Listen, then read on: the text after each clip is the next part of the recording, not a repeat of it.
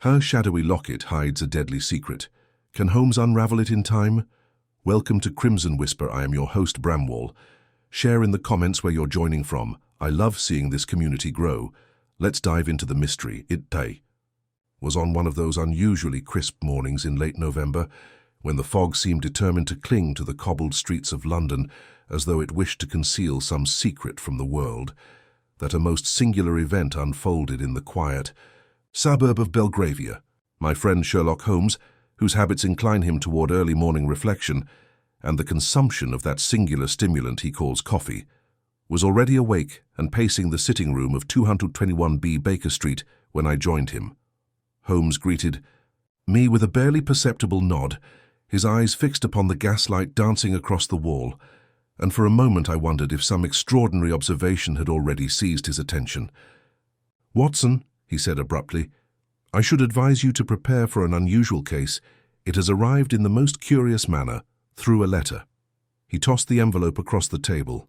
The paper was heavy, crimson stamped, and bore the seal of an address most familiar to London society, the residence of Lady Evelyn Harcourt, whose family I knew had been distinguished for generations. The wax seal was cracked as though by hurried hands, revealing a single typewritten message inside.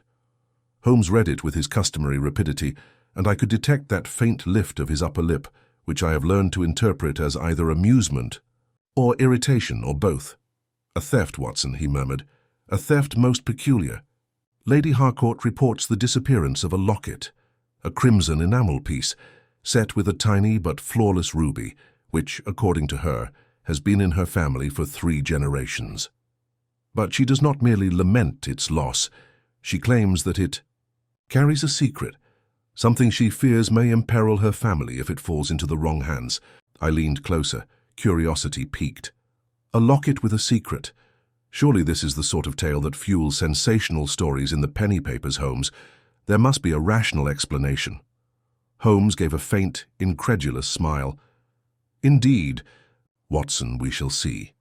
Yet the manner in which the theft occurred suggests a level of cunning that would challenge Scotland Yard. It seems no door was forced, no window disturbed, and the household staff report hearing nothing unusual. The locket simply vanished, disappeared from a locked jewelry cabinet without the faintest sign of entry. I could not conceal my astonishment. "And Lady Harcourt has called upon you to recover it?" "Not merely to recover it," Holmes replied, folding the letter with delicate care, "but to ascertain precisely how it was taken, by whom, and, if possible, to recover the secret that it contains. A trifling task, Watson, you may say, but trifling tasks are the ones that most delight a clever mind." I glanced around the room at the familiar chaos of Holmes's study, papers scattered, chemical vials glinting in the gaslight, and the ever-present violin resting against the chair. Even in such an ordinary setting, one could feel the intensity of his mind at work, hunting possibilities invisible to ordinary eyes. As I pondered the matter, Holmes rose abruptly, his coat already in hand. "We shall depart for Belgravia immediately. Watson, time in cases of delicate secrecy is always of the essence. I have a notion that this locket is far more than a mere trinket. It is the key to a puzzle, one that will test both our faculties of observation and our patience." I followed him into the foggy streets, the anticipation of the unknown pressing upon me. Little did I know, as the gas lamps flickered and the damp November air bit at my cheeks, that the case of the crimson locket would draw us into a web of deceit, false confidences, and secrets long buried beneath the surface of London's genteel society. And thus, in the silent streets where shadows lengthened and mysteries whispered between the walls, the adventure began. The carriage ride to Belgravia was cloaked in a thick, curling mist, and I could not help but notice Holmes's eyes scanning the streets, with that restless, analytical intensity which I have come to recognize as the prelude to deduction. He uttered scarcely a word, yet every so often he would murmur observations almost to himself: a scuff mark on the curb, a window slightly ajar on a distant terrace, the glint of a brass knocker tarnished with age.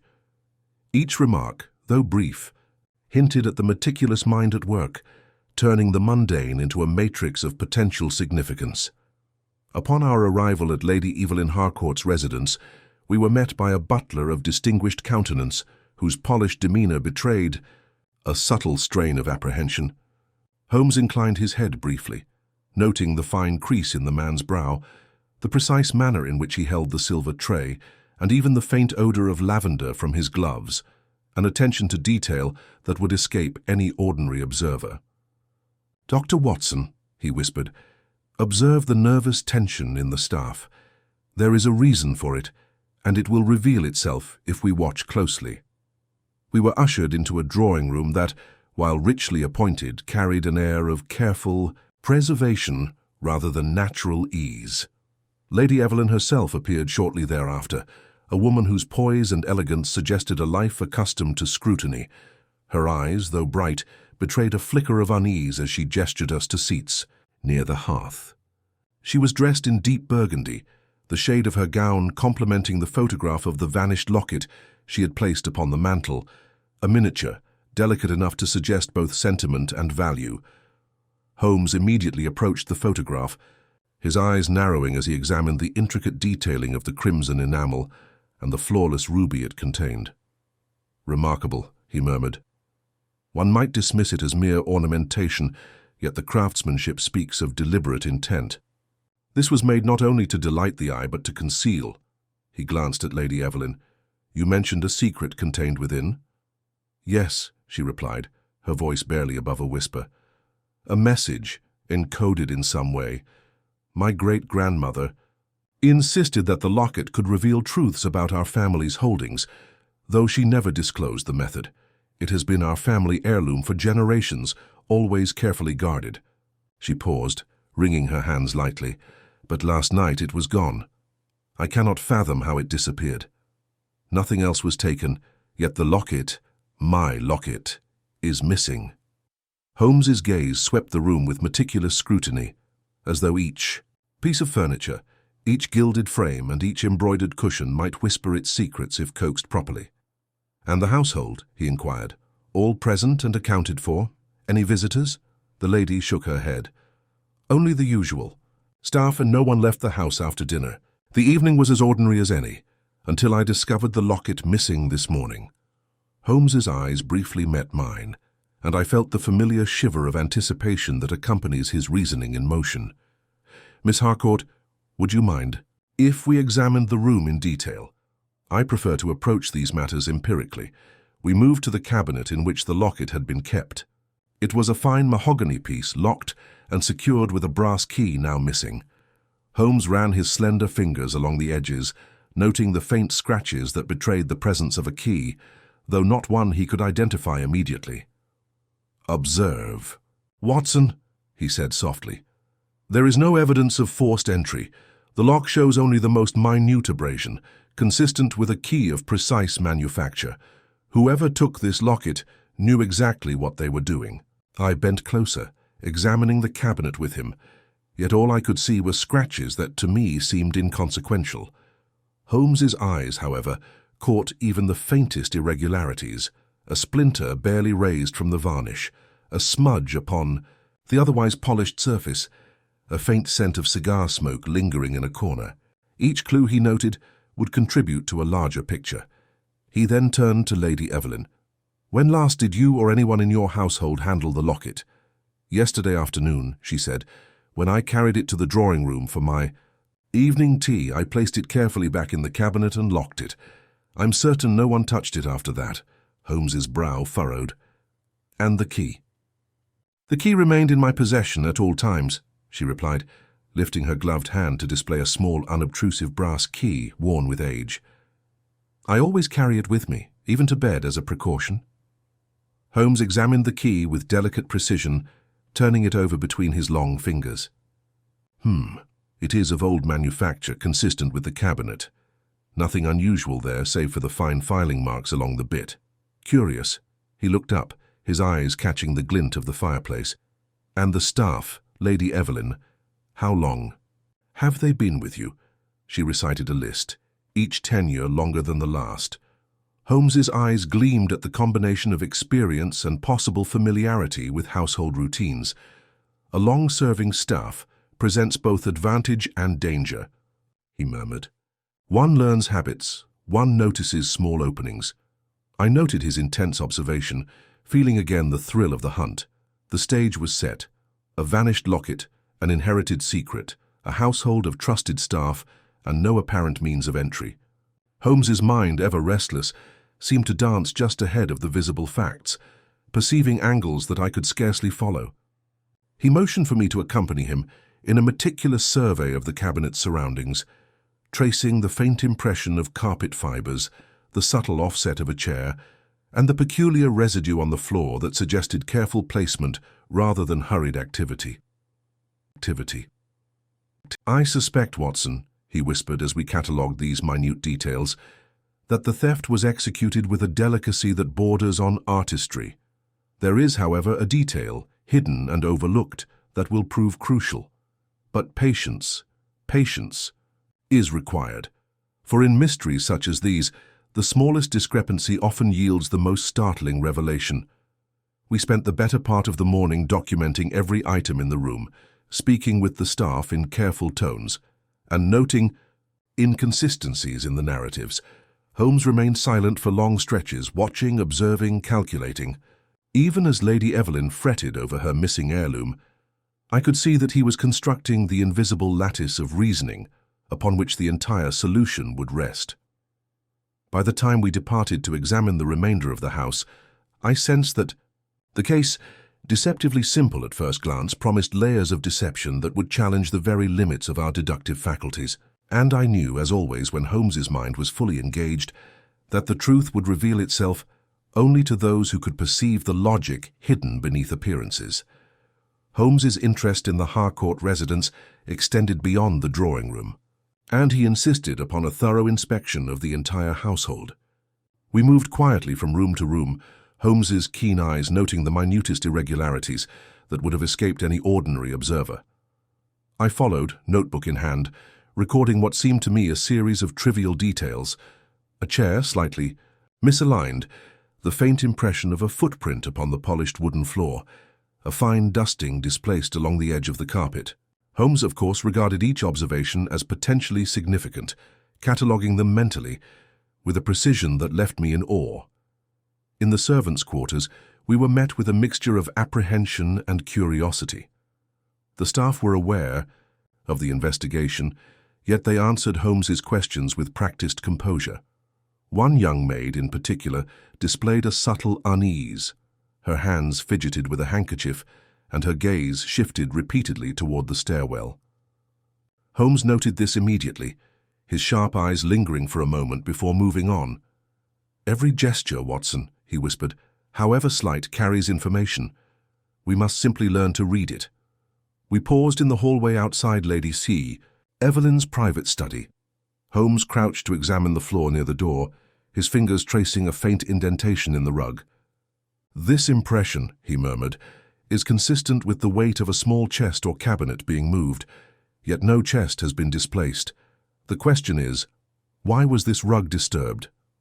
I could only shrug, knowing he would provide an answer.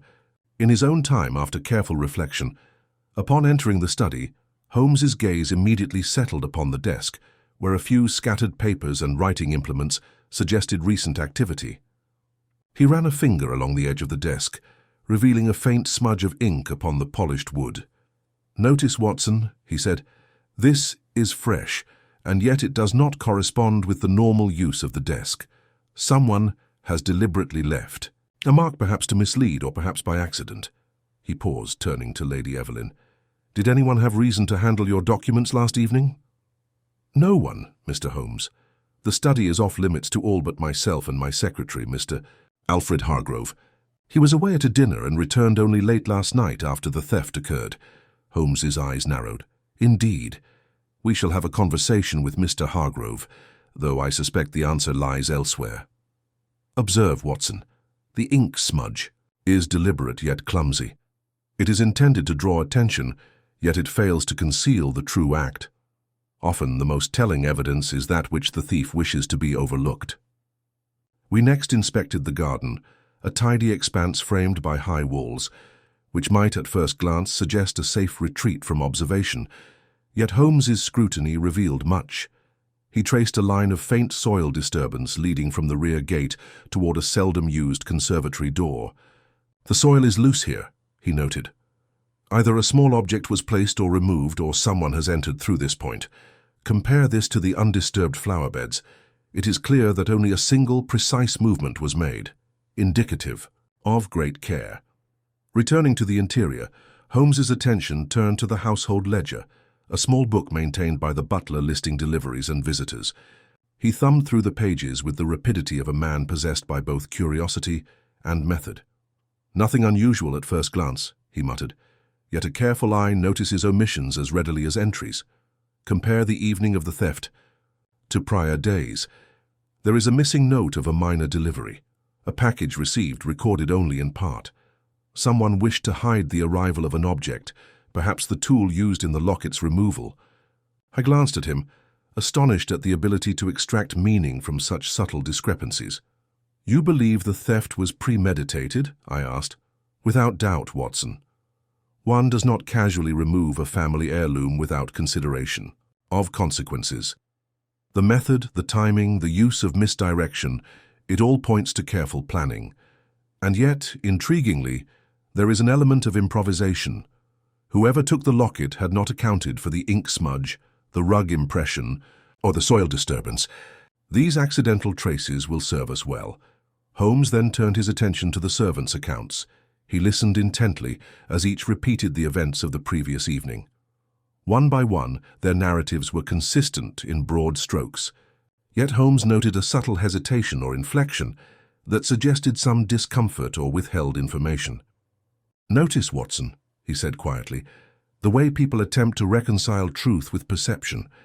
A skilled observer sees not only what is said, but what is unsaid." Our next focus was the Locket's history. Lady Evelyn produced a small box containing family records, letters, and receipts, documenting the passage of the heirloom across generations.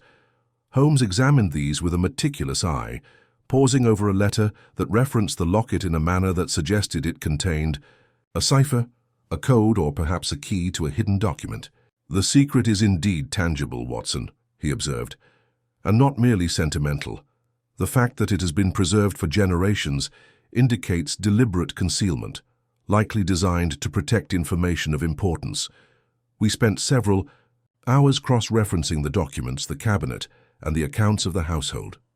Holmes's mind seemed to oscillate between the physical clues and the historical records, constructing an invisible lattice of reasoning. He noted patterns, discrepancies, and possibilities with the kind of precision that left me humbled, and yet it became clear that the case was more than a simple theft. There was intention, cunning, and a sophistication that suggested a mind equal to Holmes's own, or at least one dangerously clever. As the afternoon shadows lengthened across Belgravia, Holmes paused, his gaze distant. "Watson, the first stage of the investigation is complete," he said, voice calm yet charged with anticipation. "We have catalogued the physical evidence, interviewed witnesses, and considered the history of the locket.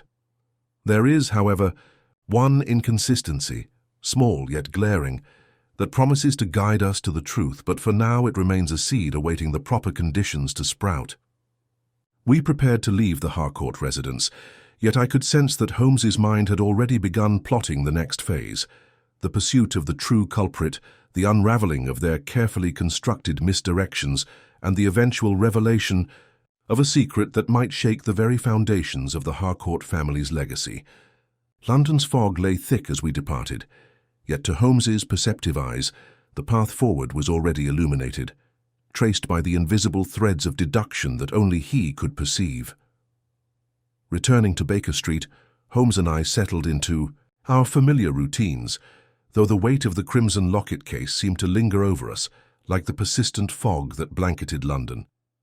Holmes immediately set about reviewing his notes, cross-referencing each observation from the Harcourt residence, while I tried to organize my own impressions into coherent form.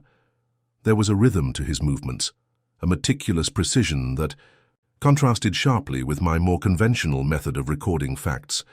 After several moments of silence, punctuated only by the occasional scratch of his pen, Holmes looked up, his eyes sharp and calculating.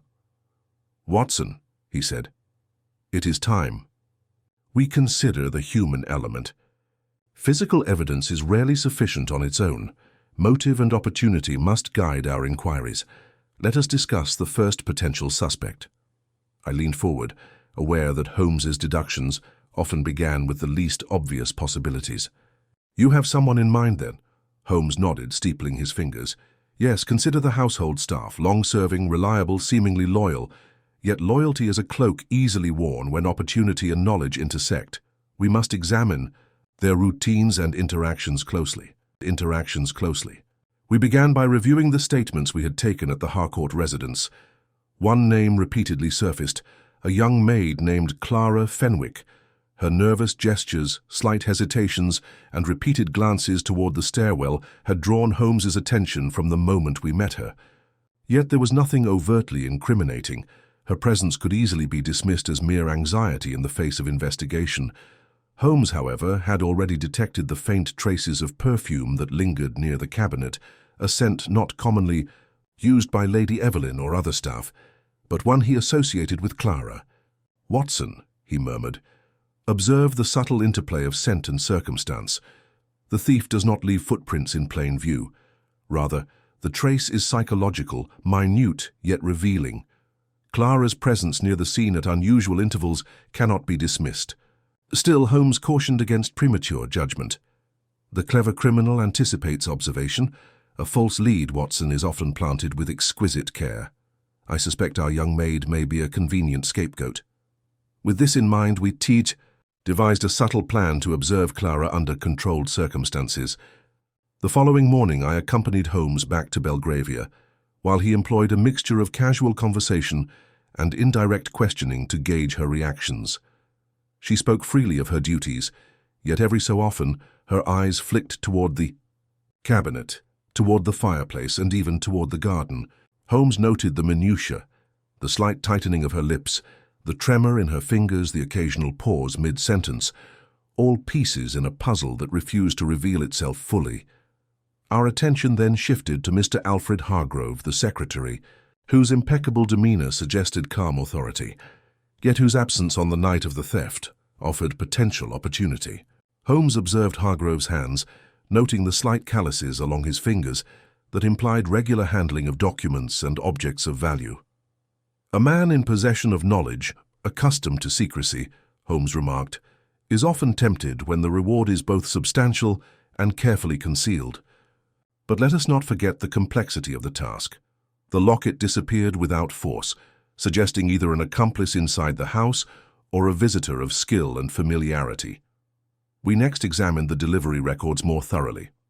Holmes' eyes lit upon an inconsistency, an entry for a minor delivery marked only partially and seemingly corrected with a different ink than the rest of the ledger. "Aha," he said quietly, leaning closer to me. "A subtle alteration, almost imperceptible. Whoever made this adjustment did not anticipate scrutiny at the microscopic level. This is no coincidence." He traced the ledger entries further, and I noticed the rapidity with which he connected seemingly unrelated facts: a missing key, a perfume trace, a hastily corrected record, and Hargrove's absence. Yet he cautioned me, as always, not to jump to conclusions.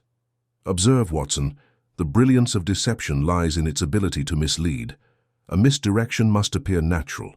Only then does it divert attention from the true sequence of events." Holmes's mind returned repeatedly to Lady Evelyn's description of the locket itself and the secret it contained. "The heirloom," he noted, "is a vessel of more than mere sentiment. It carries knowledge, the disclosure of which would necessitate careful planning. Our thief, therefore, is motivated not by greed alone, but by a desire for the hidden information."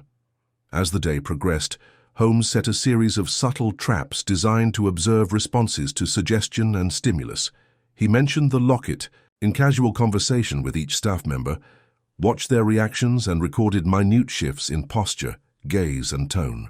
Clara Fenwick fidgeted more with each mention, while Hargrove maintained a polished composure, though a fleeting hesitation betrayed him ever so slightly. Even the butler, whose loyalty appeared unquestioned, showed signs of discomfort when the locket's secret was discussed in abstract terms. Holmes paused in the drawing room, his eyes scanning the familiar surroundings with deliberate care. "Watson, you may notice nothing extraordinary in the behavior of these individuals, but I assure you, each micro-expression, each hesitation, each minute alteration in routine contributes to the formation of a broader pattern. The challenge is to interpret the pattern accurately, without being drawn into the false trails deliberately constructed by a clever mind." By evening, it became evident that we had multiple potential leads, each plausible and each clouded with doubt. Clara Fenwick appeared anxious but not definitively guilty. Hargrove's composure masked subtle inconsistencies. Even the butler's steadfastness seemed tinged with a carefully guarded secret. Holmes, as always, had begun to assemble a mental lattice of connections, weighing probabilities and eliminating impossibilities with the precision that had earned him his reputation. As we departed Belgravia under the dim glow of gas lamps, Holmes remarked, "The first suspect may often be a convenient foil, Watson. The true perpetrator will reveal themselves not by overt action, but by the subtle imperfection in their pretense. Our task is to discern which is which, and in the case of the Crimson Locket, I suspect that what appears too perfect is, in fact, the greatest clue of all."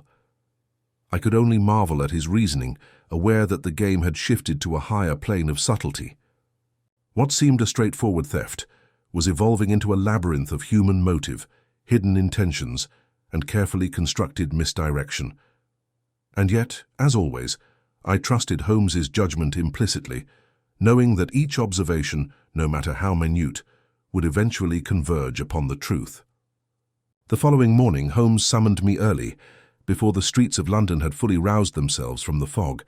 He had requested that I meet him at Baker Street, explaining only that he wished to review the developments in the Harcourt case and, perhaps more importantly, to examine an inconsistency that had begun to occupy his mind. I arrived to find him pacing before the fireplace, eyes fixed on a brass candlestick, as if it held secrets no ordinary person could discern. "Watson," he said without preamble, "there is a subtlety in this case that will escape most observers. It is not in the overt movements of the staff, nor in the locket itself, but in a gap, a discrepancy, between what is reported and what could physically occur. Observe, if you will, the times given by Lady Evelyn and her household regarding last evening." I followed his lead, recalling the sequence we had compiled. The household retired at varying hours, the last visitor departed before dinner, and the locket was observed securely locked in its cabinet. Holmes's fingers drummed lightly on the mantel as he calculated. "Notice," he continued, "the claim that the locket was last seen in the cabinet after tea. Lady Evelyn herself placed it there, and the cabinet was locked. The maid confirms no one approached it afterward, yet the key remained in her possession. By all accounts, there should have been no opportunity for removal." Holmes moved to the window, drawing aside the curtain and peering into the fog. "And yet, the locket has vanished. Therefore, there must be a means, however ingenious, that allowed it to leave the cabinet without detection. This is the inconsistency, Watson, the impossibility of access as reported versus the undeniable fact of absence." I frowned. "You are suggesting that someone obtained the locket without disturbing the cabinet or the lock?" Holmes smiled faintly. "Precisely. And the simplest solution, as often occurs, is hidden in plain sight. Consider the cabinet itself, the key, and the placement of objects within it. Someone with knowledge of its construction and patience could exploit a flaw imperceptible to the casual observer. A minor adjustment, a secret catch, or a concealed mechanism. These are the things that fool all but the most careful examiner." He retrieved a small notebook, flipping rapidly through my own notes and those he had taken during our visit. "I am convinced, Watson, that the removal was executed with finesse. The criminal was intimately familiar with the household, understood the locket's value, and possessed a combination of cunning and audacity. Yet there is more. Observe the behavior of the staff, subtle yet revealing. Clara Fenwick's nervousness is consistent with prior observation, but I suspect it is not guilt that animates her anxiety. Rather, she is aware of a hidden element in the crime, perhaps something she witnessed, perhaps something she misunderstood." He paused, eyes distant, before turning abruptly to me. And then there is the matter of Mr. Hargrove. His composure is admirable, yet there is a single micro-expression, an almost imperceptible twitch of the upper lip when the locket is mentioned, that betrays curiosity beyond that of an innocent man. A subtle clue, Watson, but telling nonetheless. Holmes leaned forward, fingers steepled once more. But the most crucial aspect lies in the misdirection employed. Our thief is clever enough to allow suspicion to rest upon the obvious, on the maid on a visitor.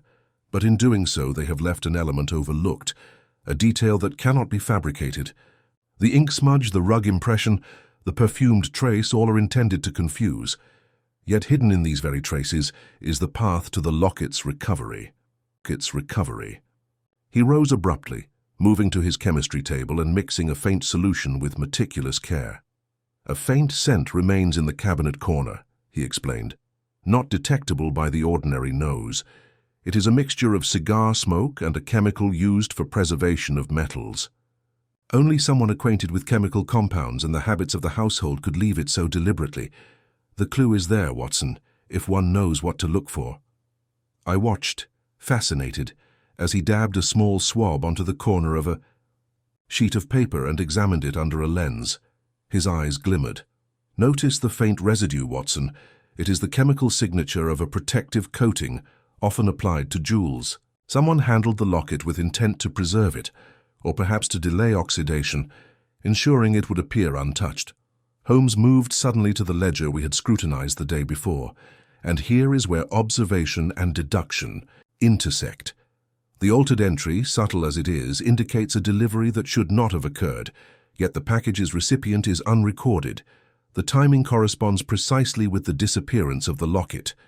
Consider the combination: the chemical residue, the perfumed scent, and the missing ledger entry. All converge to suggest a single hand, a single mind orchestrating events with great subtlety. He turned to me with a faint smile, the familiar glimmer of triumph in his eyes. Watson, we now possess the secret clue that others overlook. It is not the maid, nor the secretary alone, who provides the answer. Rather, it is the intersection of physical evidence and human behavior, an inconsistency deliberately left behind, yet betraying the hand of the true thief. In the coming days, we shall watch and wait, allowing this clue to reveal its full import and, in doing so, lead us to the crimson locket. I could see that Holmes's mind was already racing, connecting threads that I had not even begun to discern. The hidden inconsistency, so subtle that it might have escaped any ordinary observer, was the key upon which the entire investigation now hinged. As we prepared to leave Baker Street and return to Belgravia, I understood, as always, that the visible facts were merely the surface.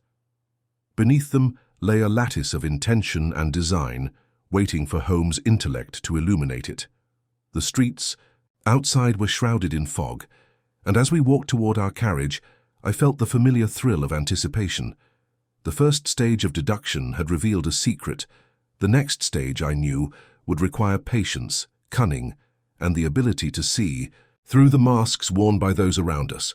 The case of the crimson locket was far from simple, yet in that hidden inconsistency lay the promise of revelation, and I trusted that, in due course, Holmes would unravel the entire web of deception with a brilliance unmatched in London, or, indeed, in the world. The fog thickened about us as the carriage rattled toward Belgravia, its wheels striking the cobblestones with a steady rhythm.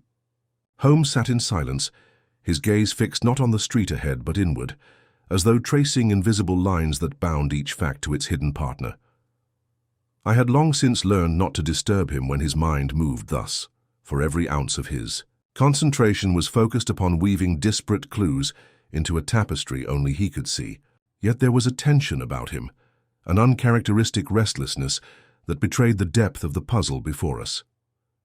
When at last we arrived at the Harcourt residence, Lady Evelyn awaited us in the drawing-room, her composure fraying at the edges despite her best efforts to appear dignified. "Mr. Holmes," she began, her voice trembling, "there has been another disturbance. I scarcely know how to describe it." Holmes inclined his head. "Pray be precise, Lady Evelyn.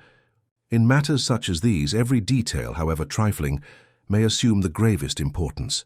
She gestured toward the mantelpiece, where a porcelain figurine had been shattered, its fragments arranged with peculiar neatness upon the hearth. "I found it so this morning," she explained. "It was intact when I retired. No one admits to touching it, yet it lies in ruins, as though deliberately placed to catch my eye." Holmes crouched beside the shards, his long fingers tracing the edges with delicate precision. "Observe, Watson," he murmured. "The break is too clean to be accidental. It was struck at a precise point, calculated to splinter, but not to scatter. And note the fragments are arranged in a semicircle, not left in disorder. This is not mere vandalism, it is a message." Lady Evelyn's hands clutched at one another. "But what message, Mr. Holmes? Am I the victim of some cruel torment? First my locket, now this. What am I to expect next?" Holmes straightened, his eyes gleaming with that peculiar light that always heralded the quickening of his intellect. The locket was the objective, but this, he said, gesturing toward the fragments, is the aftermath. The criminal, emboldened by success, now seeks to unsettle you, to erode your confidence, to suggest that he or she moves unseen and unchallenged within your very walls. It is both a taunt and a test, Lady Evelyn. They wish us to pursue a phantom while the true trail grows faint. At that moment the butler entered, his expression grave. "Sir, if I may, there is another matter. A delivery was made this morning. A small parcel, addressed to Lady Evelyn but with no indication of its sender. I thought it wise to present it in your presence." He placed a modest brown package upon the table. Lady Evelyn recoiled, her nerves plainly frayed, but Holmes stepped forward without hesitation. He examined the twine, the paper, even the faint smudges upon the surface before cutting it open with his penknife. Within lay a folded sheet of paper and a scrap of crimson ribbon, the precise shade, I noted, that adorned the stolen locket. Holmes read the note in silence, then passed it to me. Its message was brief, scrawled in an untidy hand. "What is lost may yet be seen, but only by those who deserve it." The ribbon, placed beside the words, carried with it a faint trace of perfume, the same subtle scent Holmes had earlier detected in the cabinet. Lady Evelyn's face drained of colour. "Is it mockery, Mr. Holmes? Are they toying with me?" Holmes's lips curved in the faintest of smiles, though his eyes remained sharp. "It is no mere mockery, Lady Evelyn. It is the second act in a carefully staged performance. The criminal reveals just enough to draw our attention, but not enough to reveal themselves. Yet in so doing they leave a trail more distinct than they realize. Consider, Watson, the arrogance of a hand that cannot resist gloating. In that arrogance lies their undoing." I studied him closely. His words carried conviction, yet there was a new edge to his manner, a tautness, as though the challenge of the case stirred something deeper within him. He paced the room, pausing abruptly at the window where the fog pressed against the glass. "It is escalation," he muttered. "First theft, then intimidation. What follows, I wonder? Violence, perhaps, if they are not checked. We must be vigilant, for the pattern is as clear as it is dangerous." Lady Evelyn's voice broke through his reverie. "Mr. Holmes, what am I to do? I cannot endure these torments much longer." Holmes turned to her with unusual gentleness. "You must do nothing, Lady Evelyn, save maintain your composure. Leave the remainder to us. The game is in motion, and it is by observing its rules that we shall unmask the player." When we took our leave shortly after, Holmes remained unusually silent, his brow furrowed in concentration. In the carriage he at last spoke, his tone low and deliberate. "Watson, the pattern is unmistakable. Our adversary has grown confident, too confident. They seek to manipulate perception, to control the narrative of the crime. But in their very effort to dominate, they betray themselves. Did you note the perfume upon the ribbon?" I nodded. "The same trace you detected in the cabinet." "Precisely. That scent is not commonly available, nor is it employed by chance. It is a signature, Watson, a mark as distinct as a fingerprint, and I believe I have already encountered it within the Harcourt household." He fell silent once more, yet I could feel the quickening of his mind. The trail, faint though it was, had begun to solidify. A hidden hand was at work, a hand too arrogant to remain concealed indefinitely. I knew that Holmes would pursue it, with every ounce of his formidable intellect, and that the days ahead would bring both revelation and danger. As the carriage rolled through the fog, I could not help but feel the weight of the storm gathering around us. The theft of the crimson locket was no simple crime of greed, but something larger, more deliberate, an intricate game played upon a stage where each move drew us deeper into its web. And in Holmes' restless intensity, I sensed that the decisive act was fast approaching. The following morning broke bleak and grey, the thick fog of London scarcely lifting, as Holmes and I found ourselves once more at Baker Street. Holmes had scarcely slept, his lean figure bent over chemical vials and scraps of paper through the night, testing, comparing and pondering with the restless energy that possessed him in the throes of a demanding case. I, for my part, could only observe in weary admiration, though my mind too was haunted by the image of the crimson ribbon and the cruelly taunting note. When at last I rose from my chair to suggest breakfast, Holmes suddenly exclaimed, "Watson!" The game quickens. I have sent a note to Lestrade to meet us at Lady Evelyn's residence within the hour. There is more at play here than a simple theft, and unless I mistake, the next act is upon us already. He snatched his coat and hat, his eyes alight with suppressed excitement. Come, my dear fellow, every hour wasted strengthens the adversary's hand. I fear they are preparing to escalate, and we must be there when the curtain rises. We reached Belgravia to find the household in a state of agitation. The butler admitted us at once, pale and anxious. "Mr. Holmes, sir, it is as you feared. There has been an attempt.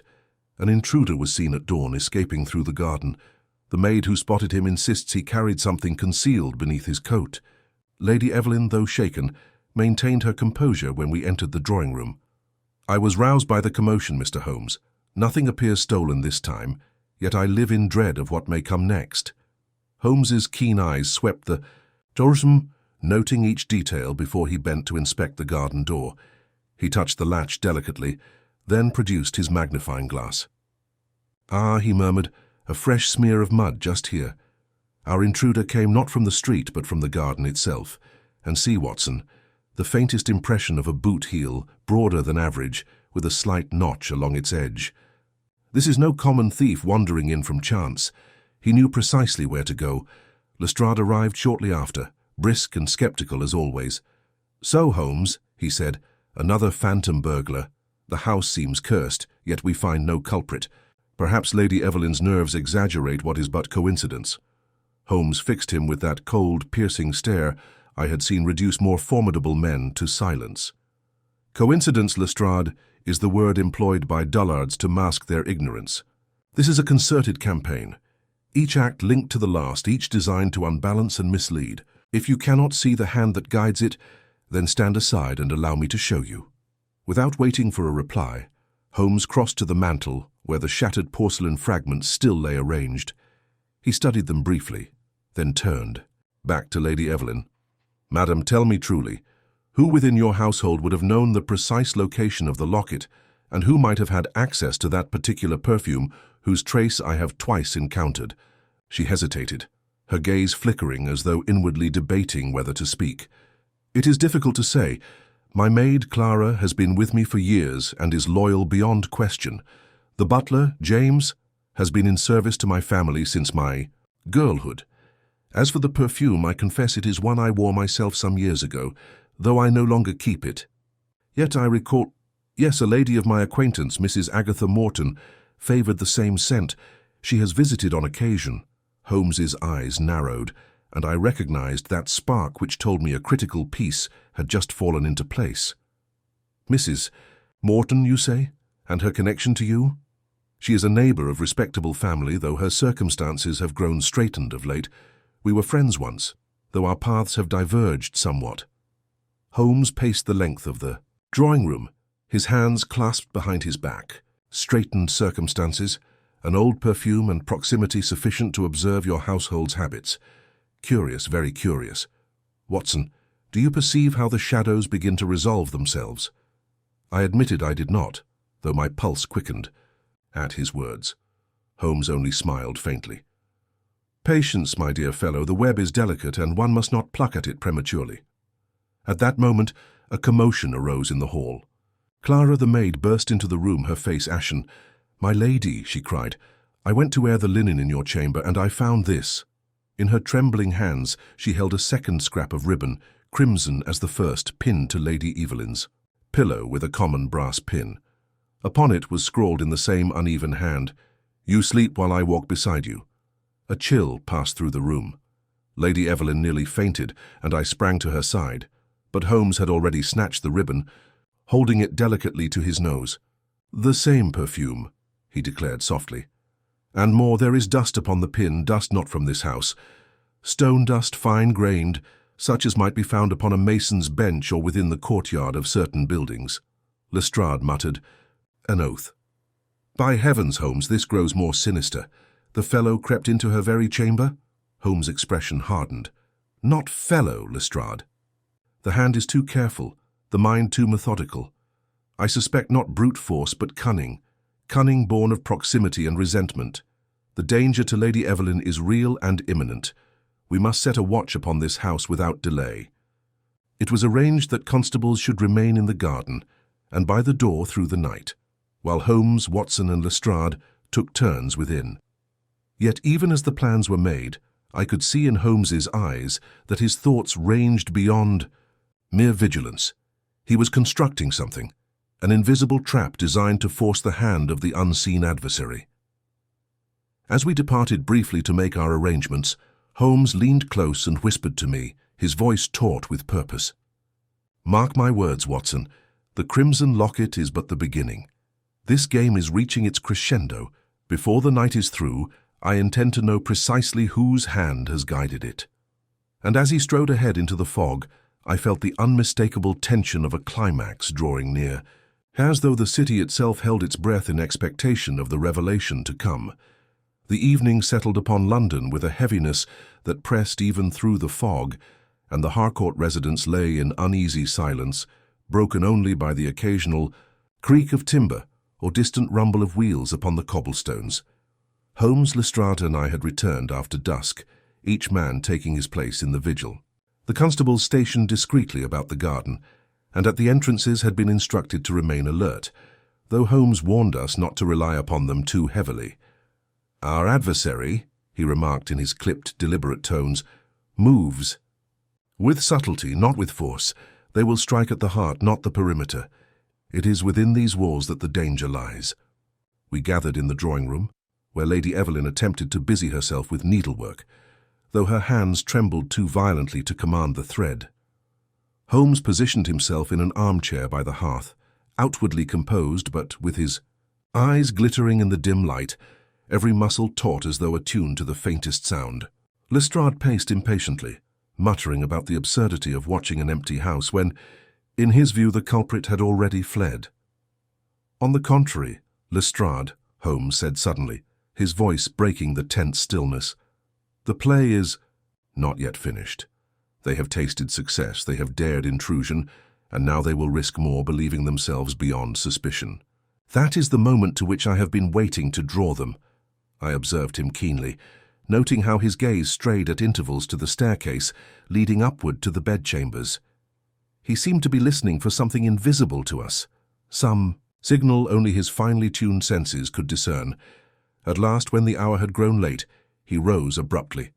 "Watson, come with me. Lestrade, remain here with Lady Evelyn. Should anyone enter or attempt to leave, raise the alarm at once." Without further explanation, he led me up the stair, his tread as silent as a cat's. We moved along the corridor, lit only by a single lamp that cast long, wavering shadows against the panelling. Holmes stopped before Lady Evelyn's chamber, door pushing it gently open. The bed was neatly made, the curtains drawn, the air heavy with that faint trace of perfume. He crossed the room, examining the pillow where the ribbon had been pinned. From his pocket he drew a thin length of black thread, affixing it lightly across the doorframe at ankle height. "A precaution," he whispered. "Should anyone intrude, the thread will tell us where our quarry passes. Now, Watson, we must be patient." We concealed ourselves in a small antechamber adjoining the bedroom, the door left slightly ajar. The minutes dragged with agonizing slowness, each tick of my watch marking the tightening coil of suspense. Holmes remained utterly motionless, his gaze fixed upon the gap in the door. his breathing scarcely audible. For myself, I could feel the thrum of my own heart and wondered how he could endure such stillness with such composure. At length, a sound reached us, a faint rustle softer than silk upon silk, followed by the creak of a distant board. Holmes's eyes narrowed, and he gestured for silence. The sound drew nearer, stealthy, measured. A shadow flickered in the chink of lamplight. Then the door to Lady Evelyn's chamber eased open with painful slowness. A figure slipped within, slender, cloaked in dark garments, the face obscured by a veil. The intruder moved directly to the bed, pausing only to glance once toward the curtained window, then drew from within the cloak a small parcel. With hands, quick but deliberate, they placed it upon the pillow, fastening another crimson ribbon to its surface. Holmes moved like lightning. He flung wide the antechamber door, and in 2 strides had crossed the chamber, his hand seizing the intruder's wrist with unyielding force. "The game is ended, madam," he said coldly. "You have walked straight into the snare." The figure gave a cry, muffled and furious, struggling in vain against his grip. I hurried forward, tearing aside the veil, and there revealed was the face of Mrs. Agatha Morton, pale with rage, her eyes flashing with both fear and defiance. "Holmes," I exclaimed, "Lady Evelyn's neighbour." Holmes bowed his head in grim confirmation. "Precisely, Watson. The scent, the proximity, the bitter resentment, all pointed here, and yet it was necessary to allow her hand to reveal itself." Lestrade, roused by the commotion, rushed into the room with the constables close behind. At the sight of Mrs. Morton, his jaw dropped. "By thunder, the last person I'd have suspected." Holmes turned to him sharply. "Because you were looking for a brute force burglar, Lestrade, when the weapon was subtlety, envy, and a woman's cunning. Mrs. Morton, pressed by debt, consumed by jealousy of Lady Evelyn's position, contrived this cruel masquerade. The theft of the locket was but the beginning, a token to show she could reach what was most valued. Each act thereafter was designed not merely to torment, but to erode Lady Evelyn's sense of safety, to isolate her, to humiliate her. She meant to make the lady appear mad before her friends and servants, while she, the architect of the torment, stood by in feigned sympathy. Mrs. Morton's composure broke, and she spat forth a torrent of denials, but her trembling voice betrayed her. The parcel upon the pillow was opened, revealing not treasure but a mocking scrap of paper, upon which were scrawled the words, "Soon nothing will remain." Holmes regarded it with cold detachment. "Yes, madam, nothing will remain indeed, save the evidence of your guilt. Your very arrogance, your hunger to torment further, has delivered you into our hands." As the constables led her away, Lady Evelyn appeared at the door, her face a mixture of relief and horror. She clutched at Holmes's arm, her gratitude beyond words. He bowed slightly, almost impatiently, as though her thanks embarrassed him. "The danger is past, Lady Evelyn. The crimson locket shall soon be restored, and with it your peace of mind. Pray think no more of the shadows that sought to disturb you." Later, as we rode back to Baker Street through the thinning fog, I could not help but marvel at Holmes's unerring instinct. "But Holmes," I asked, "how did you know it must be Mrs. Morton, when all others appeared equally above suspicion?" He leaned back, eyes half closed, a faint smile playing at his lips. "Because, Watson, the truth is always there for those who care to see. The perfume was the first key, the pattern of escalation the second, and the psychology of resentment the third. Combine them and only one figure remains. Yet one must never act upon conjecture alone, hence the trap. Deduction is nothing without proof, and proof has now been secured." His words, spoken with calm finality, lingered with me long after. The case of the crimson locket, with its web of deception and cruel artistry, had tested even his formidable powers. Yet once more the brilliance of Sherlock Holmes had pierced the fog of mystery and brought the truth into the light. The night's events had left me in a state of restless agitation. Even as the cab bore Holmes and me back to Baker Street, I could scarcely grasp the full intricacy of what had transpired. The capture of Mrs. Morton seemed at once astonishing and inevitable. Astonishing in that the amiable neighbour of Lady Evelyn should be unmasked as so relentless a tormentor.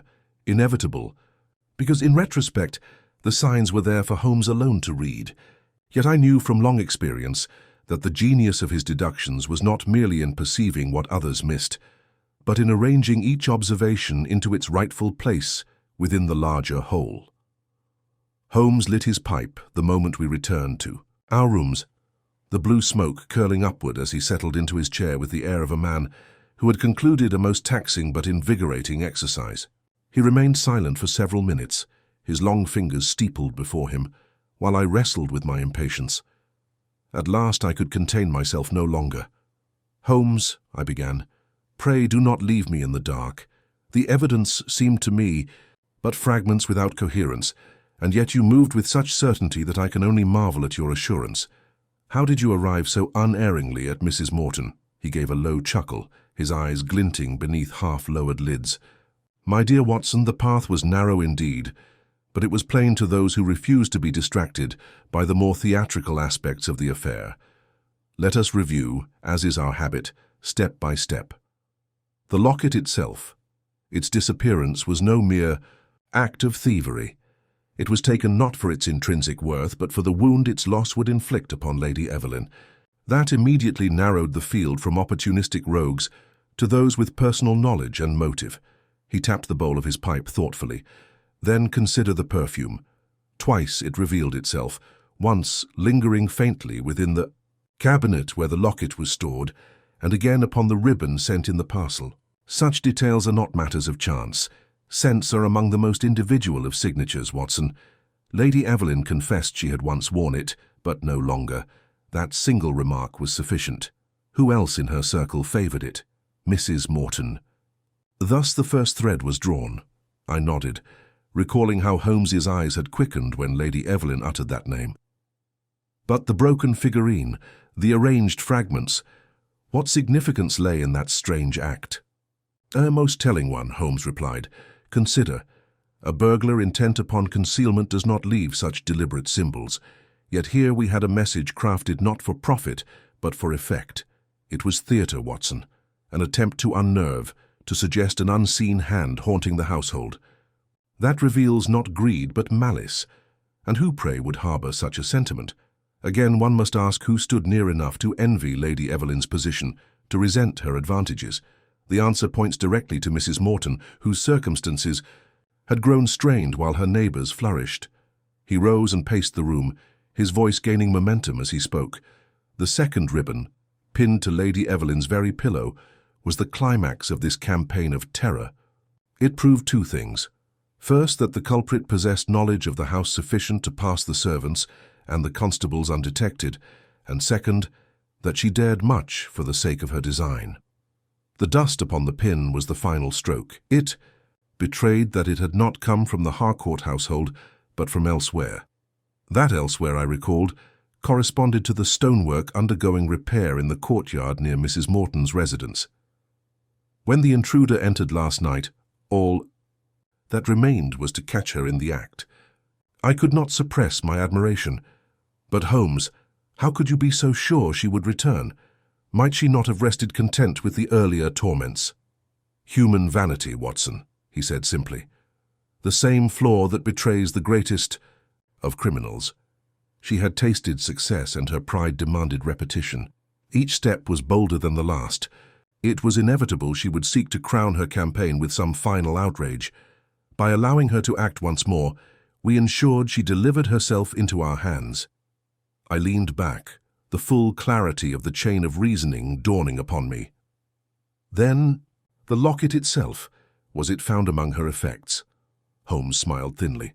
This very morning Lestrade communicated that it was indeed discovered in her possession, concealed with other trifles of little value, tokens of her spite rather than objects of gain. It was, as I predicted, the prize of resentment, not of theft. She did not wish to sell it. She wished to see Lady Evelyn suffer its absence. A small but potent cruelty, dressed in the trappings of mystery. For a time, neither of us spoke, the crackle of the fire and the soft hiss of Holmes's pipe filling the silence. At last I said, "You must forgive me, Holmes, but I confess to a lingering chill when I think how near Lady Evelyn came to ruin. Had you not intervened, The poor lady might have been driven half mad by the persecution of one she had once called friend. Holmes's expression softened briefly. There is no venom more bitter than envy, Watson. Wealth may be lost, position diminished, but when envy festers in the heart of one long acquainted, it transforms affection into malice of the most insidious kind. Lady Evelyn was not merely the victim of theft, but of betrayal. It is fortunate indeed that she entrusted her cause to us before the design reached its cruel conclusion. He fell silent again, gazing into the fire, and when he next spoke, it was in that more reflective tone he reserved for the quieter moments after a case. Do you see, Watson, how each crime bore the hallmarks of personality? That is why I insist upon viewing crime as the product not merely of opportunity, but of character. A thief leaves behind the pattern of avarice, a jealous soul, the mark of resentment, and so forth. Once you learn to read the human motive as plainly as the footprint in the mud, the rest follows with inexorable certainty. I scribbled furiously in my notebook, determined not to let such insight slip from memory. You make it sound simple, Holmes, yet I know too well the complexity that underlies your reasoning. Still, it is a marvel to see how the fog of confusion lifts when you arrange each clue into its place. He gave a short laugh, shaking the ashes from his pipe. It is merely a matter of perspective, my dear fellow. The world is full of overlooked details. One must only teach the eyes to see. But come, enough philosophy. The crimson locket is restored, the villain secured, and Lady Evelyn may sleep in peace once more. Let us turn our thoughts to breakfast. I find the solution of envy does little to satisfy the appetite, while a good cut of ham and your excellent coffee may do wonders. Thus the case was concluded, not with fanfare, but with Holmes's customary detachment, as though the unravelling of so intricate a mystery were no more than the day's routine. Yet as I set down my pen to close the record, I could not help but feel again that blend of awe and gratitude which ever accompanied my service at his side. For once more, in the labyrinth of deception and malice, the genius of Sherlock Holmes had prevailed, bringing light where there was shadow and justice where there was wrong. Though Holmes dismissed the matter with his usual air of finality, I sensed there remained within him a thread yet untied, a subtle point gnawing at his mind. For when the breakfast tray had been brought in, and he had barely tasted a slice of toast, his gaze returned once more to the fire. His pipe lay forgotten beside him, and I knew well that in such moments of abstraction it was useless to disturb him with chatter. Yet presently he turned to me, his face sharpened by that peculiar brightness which always presaged some fresh deduction. "Watson," he said quietly, "do you not think it curious that Mrs. Morton should have undertaken her campaign with so reckless a boldness? She was no hardened criminal, no skilled practitioner of stealth, yet she managed to pass unnoticed through the Harcourt household time and again. Such success does not arise solely from daring. It suggests facilitation." I looked at him in some surprise. "Do you mean an accomplice, Holmes?" "Precisely so. Though Mrs. Morton confessed to her envy and malice, and though the locket was indeed found in her possession, I cannot ignore the fact that she lacked the agility to accomplish some of those nocturnal intrusions. Recall, Watson, that ribbon upon Lady Evelyn's pillow. It was placed with a cunning that bespoke knowledge of the servants' rounds and the very intervals of their sleep. Mrs. Morton, for all her venom, would scarcely have managed so fine a feat unaided. This notion unsettled me more than I cared to admit. "Then you believe another hand was at work? But who, Holmes?" The staff had been examined and their loyalty appeared unimpeachable. Holmes rose and paced the room, his hands clasped behind his back. "Appearances, Watson, are the commonest cloak of deceit. Consider the butler, Summers. He alone possessed both the trust of the household and the opportunity.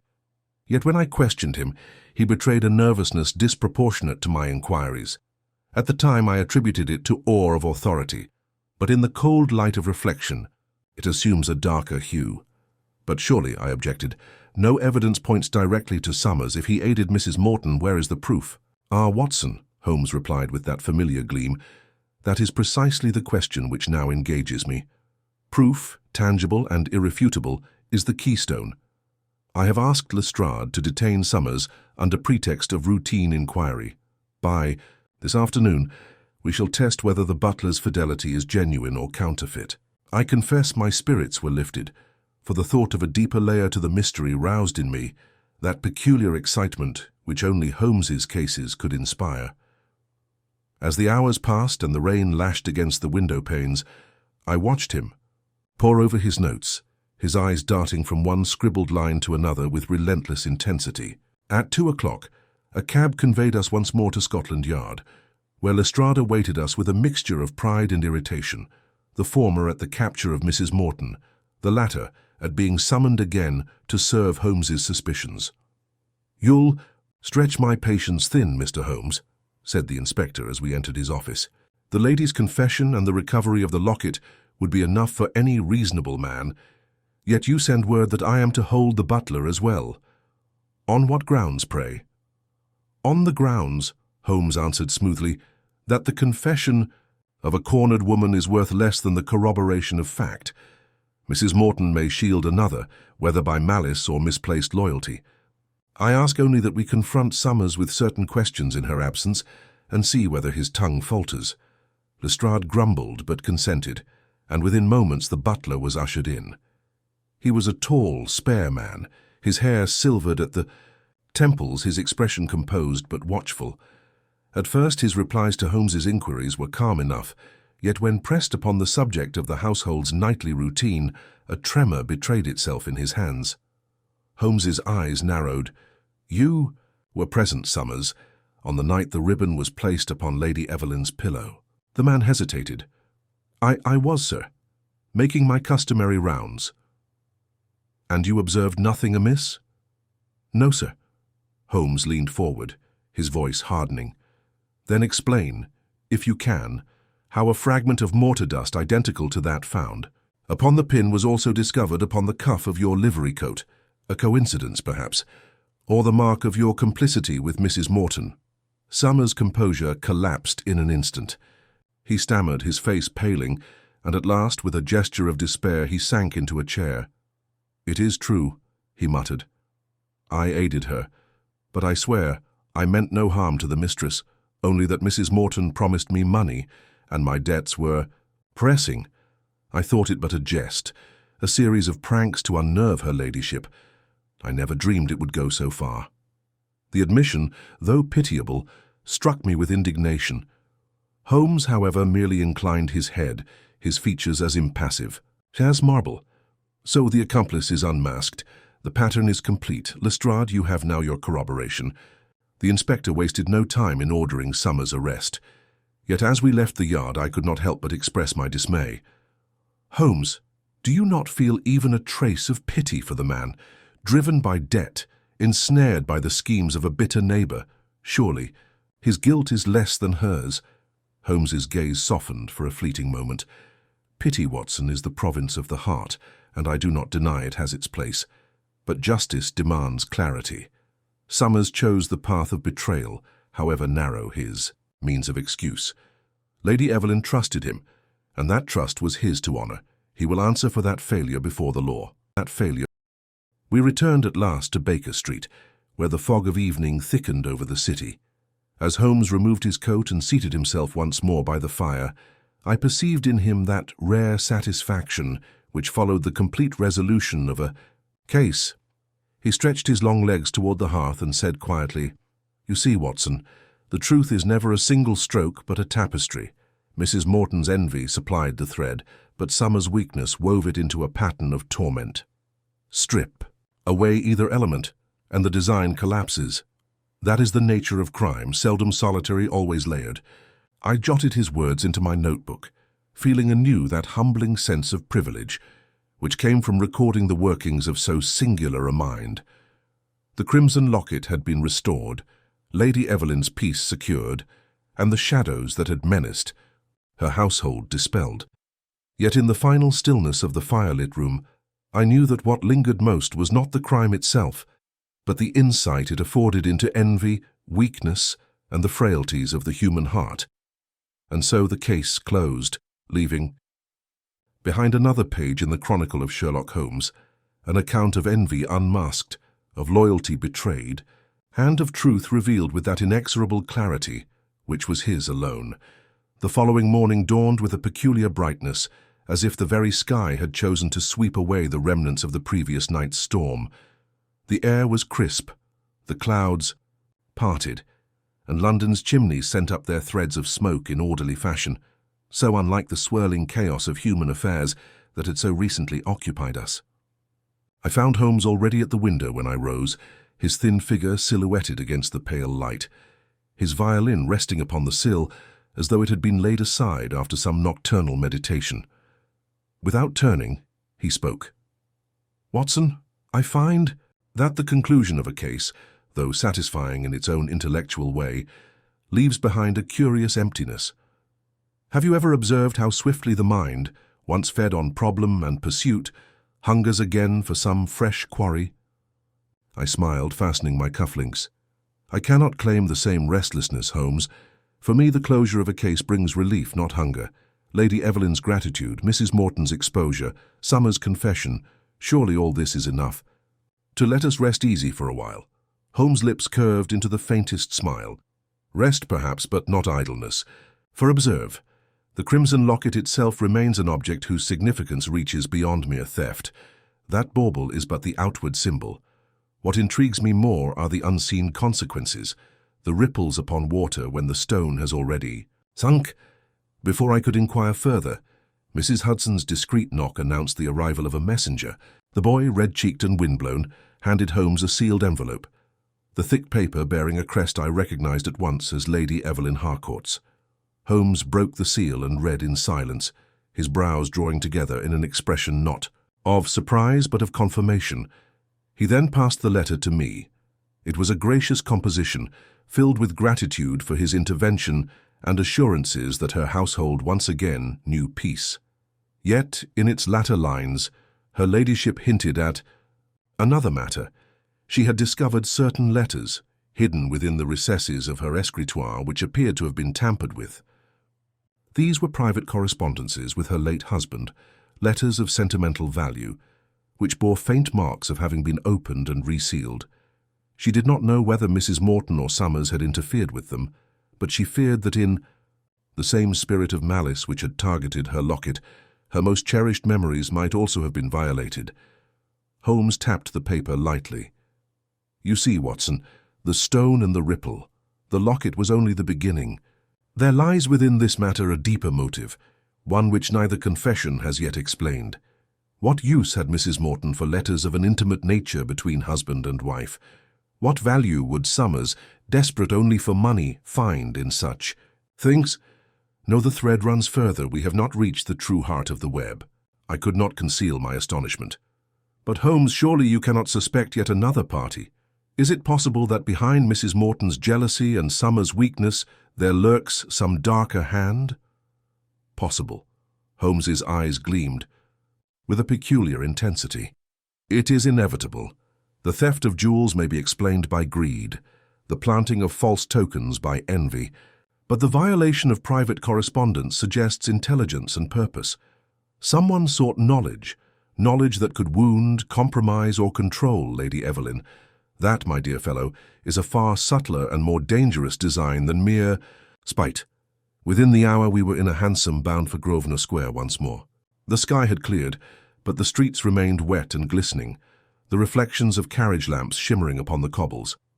Lady Evelyn received us in her drawing-room, her composure restored, but her eyes betraying a lingering shadow. She placed before Holmes a small bundle of letters, their seals clumsily repaired with wax. Holmes handled them with the gentlest care, studying each envelope as a naturalist studies rare specimens. He held one against the light, then another, and at last smiled with that air of triumph I had come to know so well. "Observe, Watson, the tremor in the cut of the paper fibers here. This was not opened with a blade, but with steam. Someone employed a more practiced hand than Mrs. Morton could boast." Turning to Lady Evelyn, he asked softly, "Were these letters known to anyone beyond yourself and your late husband?" She hesitated. "No one, save perhaps my cousin, Geoffrey Harcourt. He has long been privy to certain family matters, though I cannot see why he should concern himself with my private correspondence." Holmes inclined his head, his eyes bright. "And where is Mr. Harcourt now?" "At his club, I believe, or possibly in the country. He comes and goes with little warning." "Then, with your permission, madam, I should like to make some inquiries, for I believe that in these letters, not in the locket, lies the true key to this affair." Her ladyship looked startled, but assented, adding, "If Geoffrey is in any way involved, I should be sorely grieved. He has always shown me kindness." Holmes gave one of his brief, enigmatic bows. "Kindness, Lady Evelyn, may sometimes be but another mask." We took our leave, and as the cab rattled once more through the London streets, I could not withhold my questions. "Holmes, do you truly believe her cousin implicated? Is it not a leap to imagine so wide a conspiracy when Mrs. Morton has already confessed her part?" Holmes regarded me with that peculiar mix of patience and irony. "My dear Watson, it is precisely when a case appears resolved that one must be most vigilant. Mrs. Morton's envy was real, Summer's complicity undeniable, yet the tampered letters point to a larger game. If my surmise proves correct, Geoffrey—" Harcourt sought leverage, perhaps over Lady Evelyn herself, perhaps over estates or inheritance connected with her late husband. The locket, in this theory, was but the diversion, the noisy skirmish to conceal the silent theft of knowledge. As he spoke, the shape of this new revelation began to form in my mind, though still dim and incomplete. I realized with a shiver that the affair of the crimson locket, which I had thought neatly closed, was only now entering its most dangerous stage. Holmes leaned back in the cab, his eyes half closed, yet I knew from the tension in his features that his mind raced ahead, piecing together fragments of motive and opportunity. At last he murmured, almost to himself, "Yes, Watson, the crimson locket was but the bait. The true quarry is power, and it lies hidden in ink and paper, not in silver and stone. And before this matter is finished, we shall see whether Mr. Geoffrey Harcourt is hunter or prey." Holmes's prediction that the crimson locket affair had not yet reached its true heart proved accurate sooner than I anticipated. No sooner had we returned to Baker Street and scarcely finished our tea than a second communication arrived, this time delivered not by messenger, but by hand. It was a calling card, simple yet elegant, bearing the name Mr. Geoffrey Harcourt.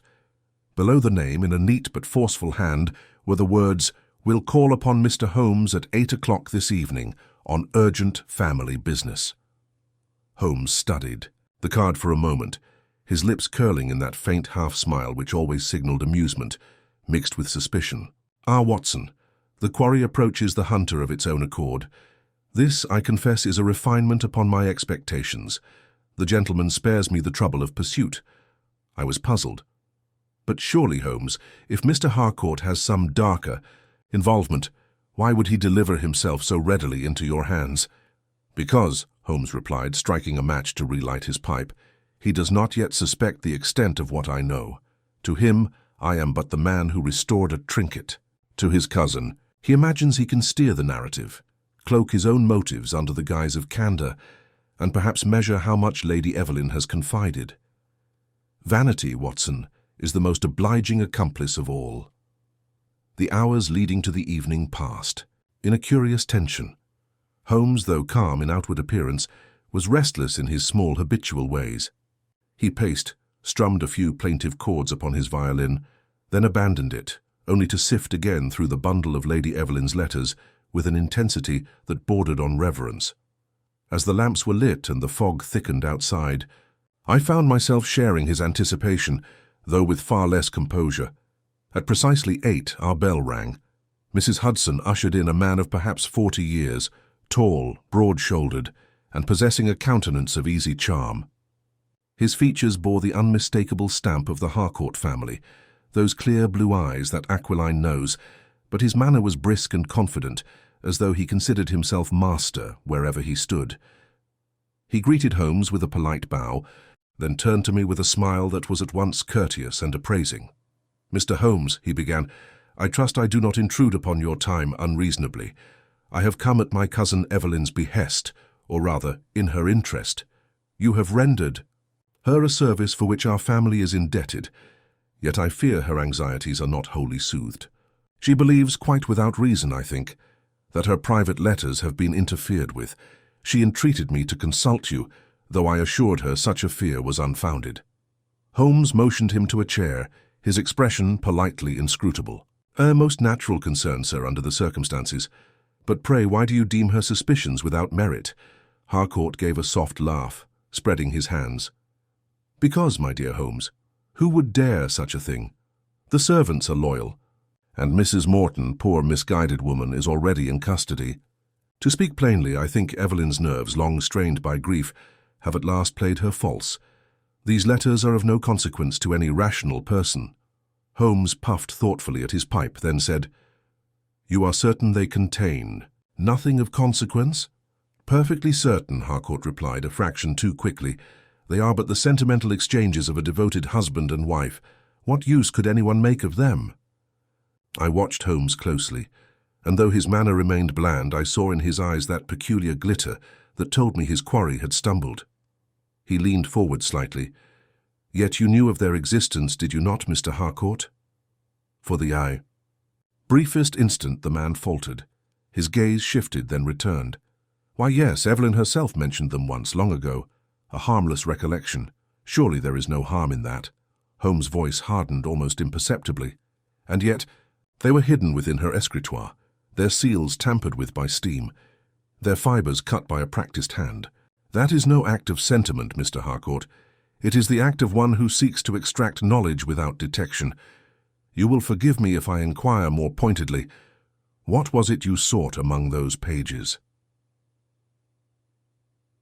The transformation in Geoffrey Harcourt was remarkable.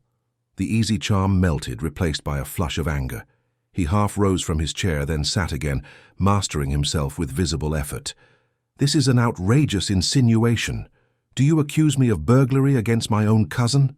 Holmes exhaled a thin wisp of smoke. "I accuse you of nothing yet, but I observe facts, and the facts, Mr. Harcourt, place your hand very near to the flame." For a long moment silence hung between them, broken only by the crackle of the fire. At last Harcourt leaned back, a cold smile upon his lips. "You are clever, Mr. Holmes, too clever perhaps for your own good. But you will find that family affairs are not so easily untangled by an outsider. I came here in good faith, to prevent Evelyn's fancies from troubling her further. If you choose to twist that into accusation, then I can only regret having wasted my evening." He rose and made a show of adjusting his gloves, but Holmes's voice stopped him at the door. "One moment, sir. Before you depart, I must return this to its rightful owner."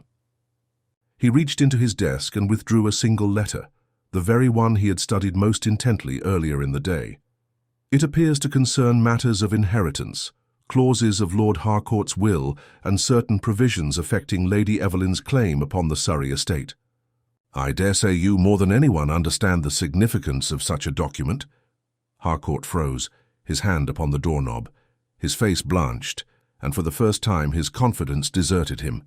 Without another word, he strode from the room, his departure so abrupt that even I, unpracticed in detection, could read his guilt plainly. When the echo of his steps had faded, I turned to Holmes in wonder. "You baited him deliberately. But how did you obtain that letter? Surely Lady Evelyn did not part with it." Holmes's eyes sparkled. "Ah, Watson, you underestimate both her courage and my persuasion. She entrusted it to me this morning, though I assured her it would soon be returned." You observed his reaction. Nothing short of the consciousness of guilt could have struck him so deeply. The crimson locket was but the veil, Watson. Behind it lies a struggle for inheritance, concealed beneath layers of sentiment and deceit. We have cornered our fox, but the hunt is not yet finished. I felt a shiver despite the warmth of the fire. "Then you mean to bring Harcourt to justice?" Holmes shook his head. "Not yet. He has shown his hand, but the game demands patience. He will act again, of that I'm certain, and when he does we must be ready.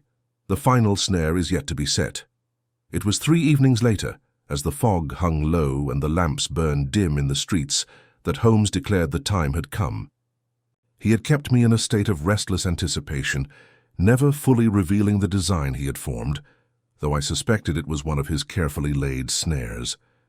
His energy was calm yet electric, the quiet intensity of a man who knows the last move of the game is at hand. "Watson," he said, drawing his cloak about him. "We are bound for Grosvenor Square. Lady Evelyn will be expecting us, though she does not yet know the full part she is to play. Geoffrey Harcourt has been pressed to the edge. A desperate man, when he sees his schemes unravel, will often betray himself more surely than any testimony could. The Harcourt house was silent when we arrived, save for the dull ticking of the great clock in the hall. Lady Evelyn received us in the drawing-room, her face pale but composed, and behind her loomed the heavy curtains through which the foglight barely penetrated. Holmes whispered a few swift instructions, and she nodded with quiet determination. Moments later, Geoffrey Harcourt was announced. He entered with his customary air of confidence, though a flicker of unease crossed his features when he saw Holmes present. His cousin greeted him politely, then withdrew a single letter, the same inheritance paper Holmes had shown him before. She placed it upon the table with a calmness that belied the tension in the room. "Geoffrey," she said steadily, "I have been advised to place these papers in Holmes's keeping. He tells me they may be of greater consequence than I realized. Before I do so, I thought it only fair to ask if you wish to explain how they came to be tampered with in my escritoire." The silence was heavy as stone. Geoffrey's face hardened. "This is nonsense," he snapped. "These letters mean nothing. You allow yourself to be filled with suspicion by this meddling detective." Holmes rose slowly, every movement deliberate. His voice was cool, yet it carried a quiet authority that seemed to fill the room. "On the contrary, Mr. Harcourt, they mean everything. These letters prove that Lady Evelyn's claim to the Surrey estate is beyond dispute, and yet, had they been removed or destroyed, the balance would have shifted in your favor. Your partnership with Mrs. Morton served as a convenient diversion. The locket, the sinister tokens, the apparent malice, all meant to keep Lady Evelyn's mind fixed upon a phantom enemy while you sought to plunder her true security. Summers. Was your tool, Mrs. Morton, your mask? But the hand that guided it all was yours." Geoffrey's composure at last deserted him. His breath came short, his eyes darted like those of a cornered animal. "You cannot prove it!" he cried. "You have nothing but conjecture, nothing but conjecture." Holmes' eyes gleamed with cold triumph. "On the contrary, Summers has already confessed to receiving not only money from Mrs. Morton, but also instructions delivered at your bidding. I hold his signed statement. Furthermore, the wax used to reseal Lady Evelyn's letters bears the impression of your signet ring, the same ring you now wear upon your hand. A trifling oversight, perhaps, but enough to bring your castle of lies tumbling down." At that, Lady Evelyn gasped softly, and Geoffrey staggered back as though struck. For an instant, he seemed on the brink of violence, his hand clenching as if to seize the incriminating letters. But Holmes stepped forward, his long arm extended with such quiet certainty that the moment passed. Geoffrey Harcourt sank heavily into a chair, his head bowed in defeat. The matter thereafter proceeded swiftly. Lestrade, who had been waiting discreetly below at Holmes's request, entered to make the arrest. Lady Evelyn, though shaken, bore herself with dignity, thanking Holmes with a depth of gratitude that no words could fully convey. Later, as we sat once more in our Baker Street sitting-room, I could not help but reflect upon the curious path of the case. It is astonishing, Holmes. What began as a matter of a stolen locket proved to be a plot of inheritance, cunningly concealed beneath layers of misdirection. Holmes stretched his long fingers toward the fire, his face calm once more. "My dear Watson, crime is like nature. It abhors simplicity. Men rarely act from a single motive, and the most dangerous schemes are those cloaked in trivialities. Mrs. Morton's envy was genuine, Summers' weakness was real, yet both were but instruments in Harcourt's deeper design. Strip away the mask and the truth is plain." I shook my head in admiration. "And yet without your insight it would never have been uncovered. To think that all hinged upon the tampered seal and the impression of a signet ring." Holmes allowed himself the faintest smile. "A small detail, Watson, but the smallest details are often the most decisive. Remember that." The fire crackled, the fog pressed against the window panes, and Holmes, with his pipe in hand, sank back into his chair with that peculiar look of quiet contentment that came only when the last thread of a tangled skein had been unraveled. For my part, I felt the familiar awe that never lessened, no matter how many cases I had witnessed. Thus ended the affair of the Crimson Locket, an affair that began with envy, wound through treachery, and concluded with justice revealed. And, as I set down my pen to record it, I thought once more of Holmes's words, that crime, like nature, abhors simplicity. It was a lesson I would not soon forget.